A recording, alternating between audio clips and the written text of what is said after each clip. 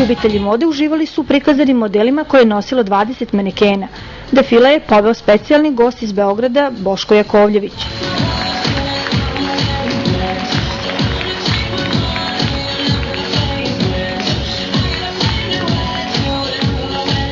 Kolekcije Paul Zilleri za sezonu proleće-ljeto 2011.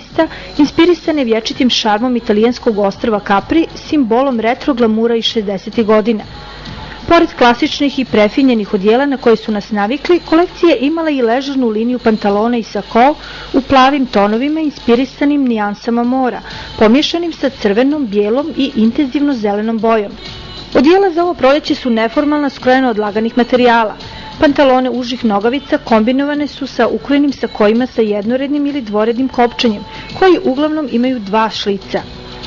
Večernji sakoji imaju dvoredno kopčanje uz obične ili špicaste revere. Odjela odlikuje sofisticirana mekoća postignuta udobnim materijalima koji omogućavaju komfortno nošenje u svim prilikama. Svi modeli dizajnirani su od laganih materijala mekane vune, lana i svile.